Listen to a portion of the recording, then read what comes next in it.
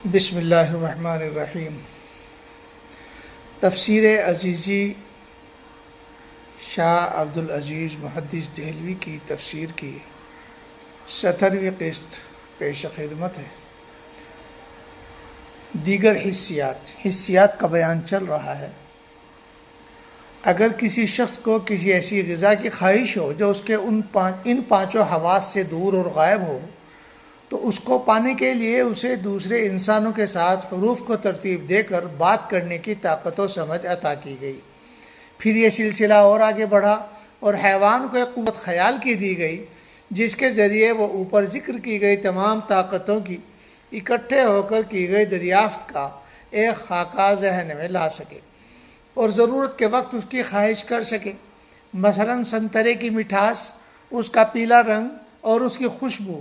تین طاقتوں کے ذریعے دریافت ہوئی، اور ان تینوں خوبیوں کے ساتھ سنتری کی ایک مخصوص شکل ذہن میں بن گئی۔ اب جب بھی اسے اس ذائقے، خوشبو اور رنگ کی خواہش ہوگی تو الگ الگ ذہن میں آنے کے بجائے ایک تنہا شکل ذہن میں آ جائے گی جس میں ان تینوں طاقتوں کی دریافت کی ہوئی چیزیں موجود ہوں گی تاکہ خواہش و ضرورت کے وقت مانگ سکے۔ پھر قوت شہوانیہ یعنی خواہش کرنے کی چاہت اور صلاحیت عطا کی گئی جو کہ پسندیدہ چیز کے لیے ابھارنے اور اکسانے والی ہوتی ہے۔ اسی طرح اس کے الٹ قوت کارہہ یعنی نفرت کرنے کی، گھن کرنے کی قوت عطا کی گئی جو ناپسندیدہ چیزوں سے بچنے کا سبب بنتی ہے، اور دشمن جو حاصل کی گئی غذا کو چھین لینا چاہتا ہو اسے بھگانے اور مارنے کے لیے غصے کی طاقت بھی دی گئی۔ نیز دو پاؤں بھی دیے گئے ہیں،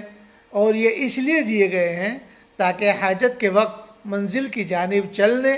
اور ڈر کے وقت بھاگنے کا اوزار بنے، اور ہاتھ پکڑنے اور منہ تک پہنچانے کے لیے، اور منہ کھانے کو معدے میں پہنچانے کے واسطے، اور دونوں جبڑے اور دانت کھانے کو پیسنے کے لیے تاکہ اس کا نگلنا آسان ہو،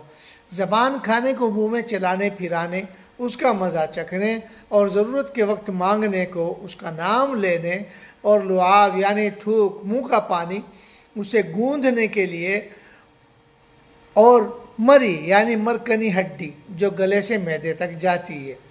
اور گلا کھانے کو معدے کی طرف بھیجنے کے لیے، اور معدے کو غذا کے واسطے کھلا رکھا تاکہ وہ غذا کو اپنے اندر سمیٹ لے اور پھر بند ہو جائے، تاکہ اس مدت میں غذا معدے میں ٹھہرے اور پک کر ابالے ہوئے جو کہ پانی کی طرح ہو جائے۔ کھانے کو پچانے کے لیے معدے میں جگر کی گرمی، تلی اور آنتوں کی چربی ضروری ہے۔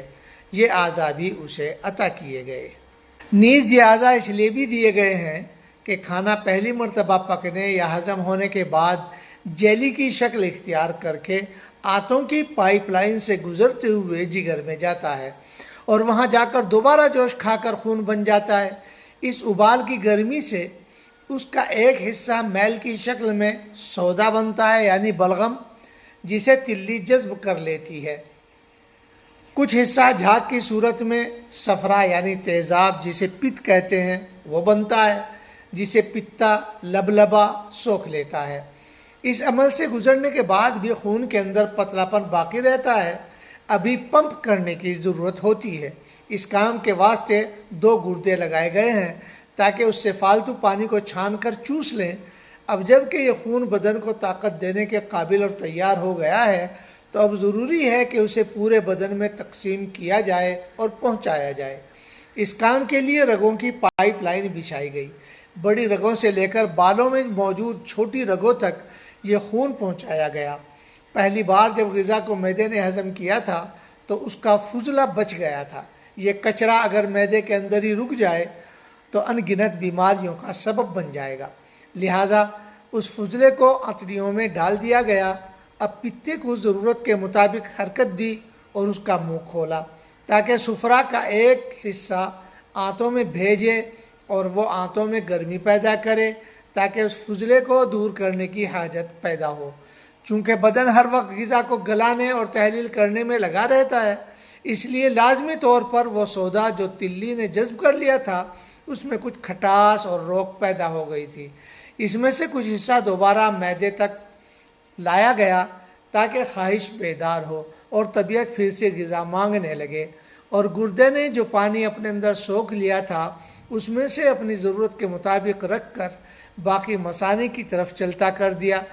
تاکہ اس باریک ناری میں جا گرے جو پیشاب گاہ تک جاتی ہے۔ انسان کے کھانے اور ان کی پیداوار۔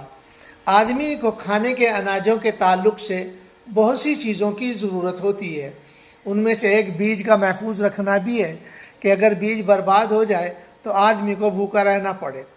تو اس کو ایک اور ہنر سکھایا گیا جس کے ذریعے بیج میں بڑھوتری اور ترقی ہوتی ہے۔ اس ہنر کا نام کاشتکاری ہے۔ اس کے 3 ارکان یعنی ستون ہیں۔ پہلا رکن مٹی ہے جس میں بیج محفوظ ہوتا ہے، پھر پانی اور ہوا ہے تاکہ دانہ پھول کر اگ آئے اور پھولے پھلے۔ ہوا کے لیے ضروری کیا گیا کہ اس پودے کو خوب ہلائے جلائے تاکہ زمین اور دانے کے حصوں میں خوب اچھی طرح سرایت کر جائے اور یہ تینوں آپس میں اچھی طرح گھل مل جائیں۔ اس سب کے باوجود بہار اور گرمیوں کی گرمی بھی ضروری ہے کیونکہ ہوا بیج کے حصوں کو بنا گرمی کے بکھیر اور پھیلا نہیں سکتی۔ ظاہر ہے کہ ٹھنڈی ہوا جماؤ پیدا کرتی ہے، جوش پیدا نہیں کرتی۔ پھر پانی کو کھیتوں تک پہنچانے کے لیے نہریں کھودنے، چشمے جاری کرنے اور ایسے ساز و سامان بنانے کی بھی ضرورت تھی جو کنویں سے پانی نکال سکیں، اور جو زمینیں اونچی ہیں اور ان تک نہروں، کنووں اور چشموں کا پانی نہیں پہنچ سکتا تو ان کے لیے بادل پیدا کر دیے اور ان بادلوں پر ہواؤں کو مقرر کر دیا تاکہ انہیں ہر طرف اڑا لے جائیں، اور چونکہ بارش کا پانی ہر وقت نہیں برستا تو پہاڑوں میں بارش کے پانی کو جمع کر دیا تاکہ ان سے آہستہ آہستہ نہریں اور چشمے بہتے رہیں اور بستیاں و آبادیاں بھی نہ ڈوبیں، اور سورج کو بگاری بنا دیا کہ گرمی کی ضرورت کے وقت قریب آ جائے اور ہوا میں اس کی گرمی کا اثر پیدا ہو جائے، اور جب پودا بڑا ہو کر زمین کی سطح سے اونچا، مضبوط اور پائیدار ہو جاتا ہے تب اس تک ہوا اور پانی کے ذریعے بہت کم نمی پہنچ پاتی ہے، حالانکہ ابھی اس کو بہت نمی کی ضرورت ہوتی ہے۔ اس کام کے لیے چاند کو چاکری اور بگار پر لگا دیا، اور اسی طرح آسمان میں بھی جو ستارہ ہے وہ کھیتی کے لیے کام دیتا ہے۔ تحقیق کرنے سے یہ بات اچھی طرح معلوم ہو جائے گی۔ آسمانوں اور ستاروں کی حرکت کے بغیر چاند، سورج اور دوسرے ستاروں کے تابعدار اور خدمتگار ہونے کا خیال بھی نہیں کیا جا سکتا، اور ان کو یہ حرکت فرشتے دیتے ہیں۔ کچھ فرشتے انسان کے بدن کے اندر غذا کا نظام چلانے پر لگے ہیں۔ چونکہ غذا کا وہ حصہ جو حرکت کی وجہ سے ہضم ہو کر بدن کا جز بن چکا ہے، اس سے فائدہ اٹھانے کے لیے ایک فرشتہ لازمی چاہیے جو غذا کو گوشت اور ہڈی کی طرف کھینچ کر لے جائے، کیونکہ غذا اپنی عادت کے لحاظ سے ایک بوجھل جسم ہے جو نیچے کی طرف ہی جا سکتی ہے، برابر یا اوپر کی جانب نہیں چڑھ سکتی۔ دوسرا فرشتہ چاہیے جو اعضاء کے اندر غذا کی حفاظت رکھے،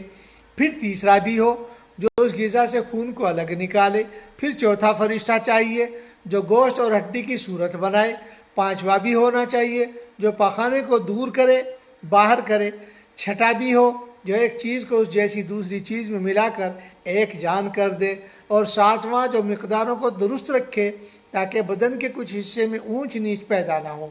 اس طرح ہر عضو کی غذا کے لیے 7 فرشتوں کی ضرورت ہوتی ہے، اور انسان کے بدن کے بعض اعضاء ایسے بھی ہیں کہ ان کو 100 فرشتوں کی ضرورت ہوتی ہے، جیسے آنکھ اور دل، اور ان تمام زمینی فرشتوں کو آسمانی فرشتوں کی مدد حاصل ہے، اور آسمانی فرشتوں کو عرش اٹھانے والے فرشتوں سے مدد ملتی ہے۔ غور کیجئے کہ تربیت الہی کا یہ صرف ایک سلسلہ بیان کیا گیا ہے جو غذا اور اس کے ہضم سے متعلق ہے، اور غذا صحت کے دوسرے اسباب میں سے صرف ایک سبب ہے، اور صحت ان چیزوں میں سب سے ادنا چیز ہے جن پر الہی تربیت قائم ہوتی ہے۔ جو شخص بھی پرورش کے تمام شعبوں اور سلسلوں پر ان کے تمام پہلوؤں سمیت غور کرے گا وہ اس نتیجے پر پہنچ جائے گا کہ پرورش کی بابت تمام عالموں کو ایک ہی لڑی میں جوڑے بغیر پرورش کی حقیقت کا خیال بھی نہیں کیا جا سکتا، کہ پرورش کا احسان جتانے کے لیے لفظ رب العالمین لایا گیا تاکہ اشارہ ہو جائے کہ تمام عالموں کی پرورش ایک ایک انسان کی پرورش میں داخل ہے۔ حقیقت بلکہ یہ ہے کہ تمام عالموں کی پرورش دراصل انسان کی ہی پرورش ہے۔ کسی نے کیا خوب کہا ہے، ابر و باد و مہو خورشید و فلک در کارند، تاتو نانے بکف آرے و بغفلت نخوری۔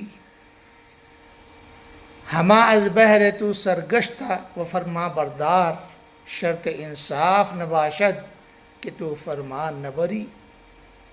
یعنی بادل، ہوا، چاند، سورج اور آسمان سب تیری خدمت میں لگے ہوئے ہیں تاکہ تیرے ہاتھ تک ایک روٹی پہنچ سکے اور تو اسے غفلت سے نہ کھائے۔ یہ تو انصاف کی بات نہیں کہ یہ تمام تو تیرے کاموں میں لگے ہوئے اور فرما بردار رہیں اور تو خود فرما بردار نہ ہو۔ شعر شیخ سعدی کا ہے رحمہ اللہ۔